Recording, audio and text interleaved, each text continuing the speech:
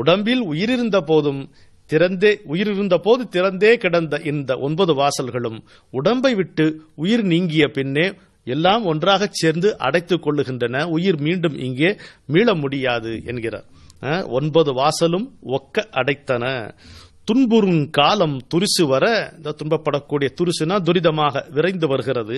துன்புறும் காலம் மேன்மேல் அன்புடையார்கள் அழுது அகன்றாரே. இறந்து கிடக்கிறான், மேலும் மேலும் அவன் மேல அன்பு வைத்தவர்கள் அழுகிறார்கள், அகன்று போகிறார்கள். இப்போ இதுல ஒரு முக்கியமான நுட்பமான குறிப்பு நாம் புரிந்து கொள்ள வேண்டியது என்னவென்றால், மரணம் இல்லாத வீடு இங்கே கிடையவே கிடையாது. புத்தர் நமக்கு காட்டியிருக்கின்ற அவருடைய வாழ்க்கையில் நடந்த சம்பவம் இது. என்னுடைய குழந்தை இறந்து விட்டது, நீங்கள் இருக்கும் பொழுதும் இதை நீங்க காப்பாற்றி கொடுக்கணும், இதுக்கு உயிர் வரணும்ட்டு புத்தர்கிட்ட ஒரு அம்மா அழும் பொழுது, மரணம் நிகழாத ஒரு வீட்டிலிருந்து எனக்கு 7 கொண்டு வா அப்படிங்கிறார். அந்த அம்மா ஒருத்தர் வீட்டில் மரணம் நிகழாத வீடு இருக்குமா? ஜனனம் நிகழ்ந்த வீடு மரணம் நிகழ்ந்தே ஆகும் இல்ல.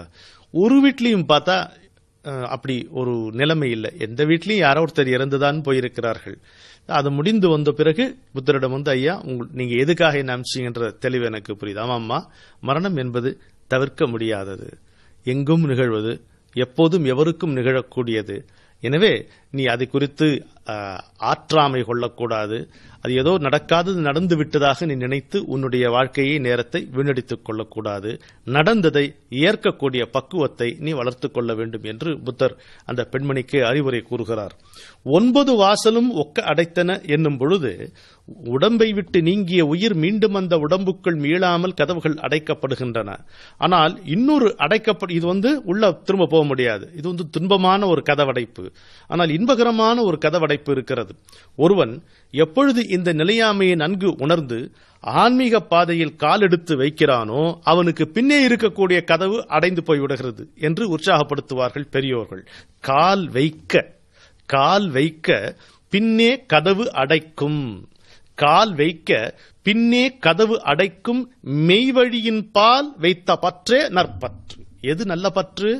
எந்த பற்று மற்ற பற்றுகளில் இருந்து நம்மை விடுவிக்குமோ, பற்றுக பற்றற்றான் பற்றினை அப்பற்றை பற்றுக பற்று விடற்குங்கிறார் இல்லையா வள்ளுவர். எந்த பற்று மற்ற பற்றுகளிலிருந்து நம்மை விடுவிக்குமோ, துன்பங்களிலிருந்து நமக்கு விடுதலை தருமோ, மற்றவர்க்கும் நமக்கும் சேர்த்தே நலம் தருமோ, அந்த பற்றை பற்றிக் கொள்வதே அறிவுடைமை. அப்போ அது எப்போ வரும்? இந்த நிலையாமையை பார்த்தால் தான் வரும். இதுக்காக தான் திரும்ப திரும்ப சொல்றார். இந்த நிலையாமையை பார்த்தோமானால் நிலைத்த ஒன்றை நாடும் மனது, நிலைத்த ஒன்றை நாடத் துவங்கிய கணத்திலிருந்தே எது நிலையோ எது நிஜமோ அந்த இறைவன் அந்த இறைமை நம்மை அழைக்கும். எது ஏற்கனவே வழங்கப்பட்டு விட்டதோ அதைத்தானே நாம் கோருகிறோம் என்று முன்பே பார்த்தோம். எனவே அந்த பாதையில் நாம் செல்லும் பொழுது கால் வைக்க பின்னே கதவு அடைக்கும். மெய்வழியின் பால் வைத்த பற்றே நற்பற்று என்று இதை திருமூலருடைய திருமந்திரத்திலிருந்து இதை நாம் புரிந்து கொள்ளுகிறோம். இது நிலையாமையை பற்றிய பாரத நாட்டு பழம்பெரும் கோட்பாடை நமக்கு தெளிவாக விளக்குகிறது.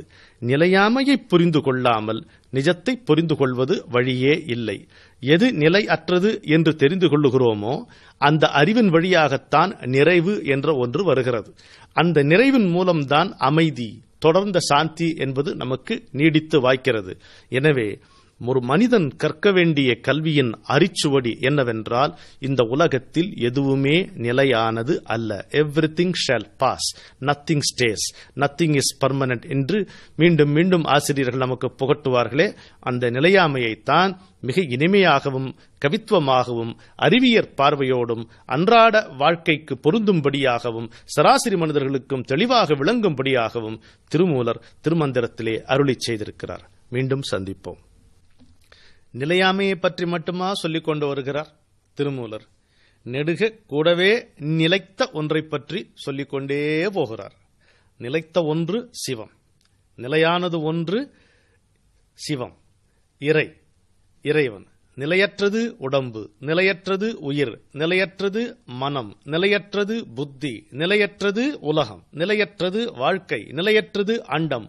ஆனால் இந்த அத்தனை நிலையில்லாமைகளுக்குள்ளும் நிலைத்து இருப்பவன் இறைவன். இதுதான் அவர் நிலையாமை பற்றி நமக்கு கற்றுக் கொடுக்கின்ற பாடம்.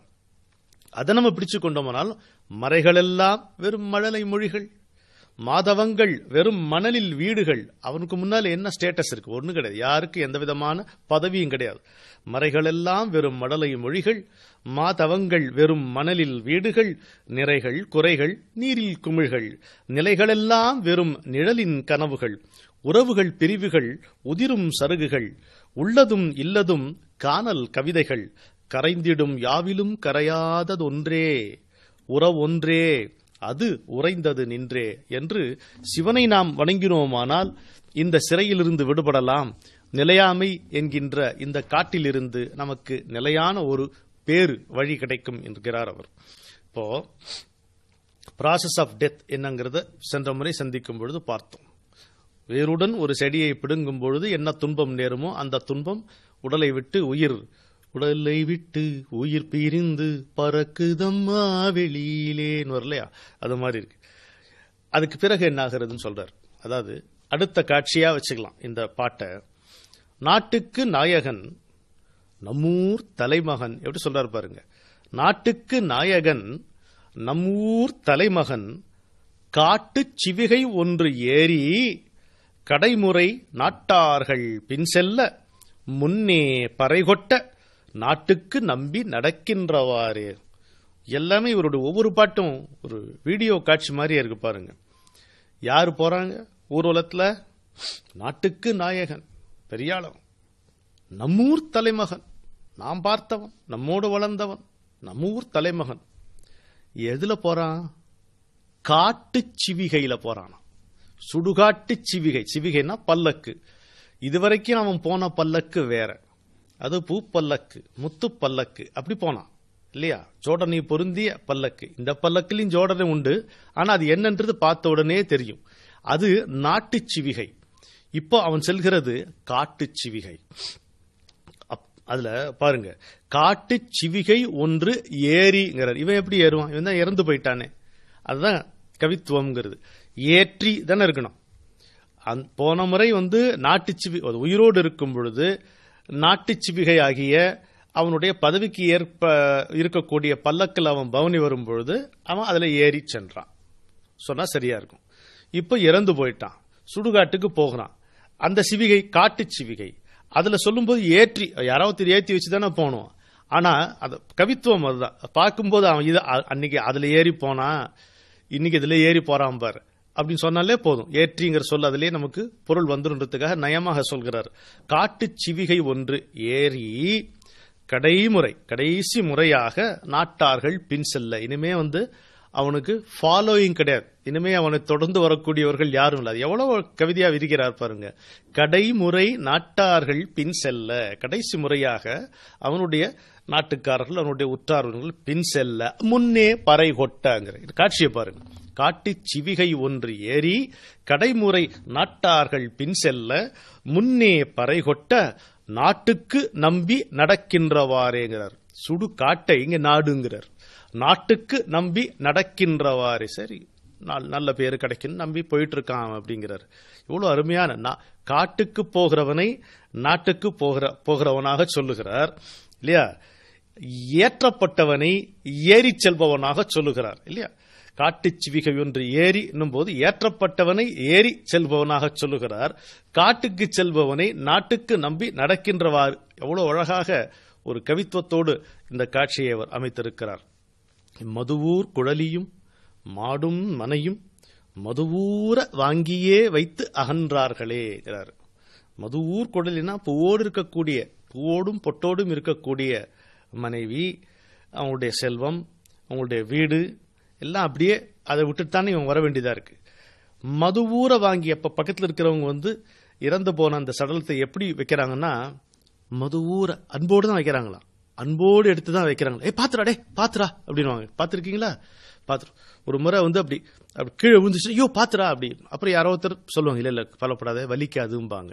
மதுவூர வாங்கியே வைத்து வைத்து அகன்றார்கள். பாயாச்சு, அவங்க கிளம்பி போயிடுறாங்க அப்படிங்கிறார்.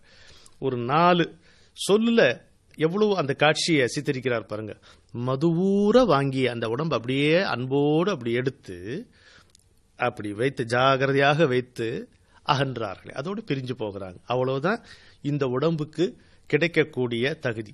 இதுதான் இந்த உடம்புக்கு இருக்கக்கூடிய ஸ்டேட்டஸ். இதுக்கு மேல பேரிட்டு பிணமென்று பேரிட்டுன்னு சொல்லியிருக்காரு பாத்தீங்களா, இருந்த பேரை நீக்கி பிணம்ங்கிற பேரை வைக்கிறான் இதுக்கு அப்படின்னு சென்ற முறை அவர் சொன்னார் நமக்கு.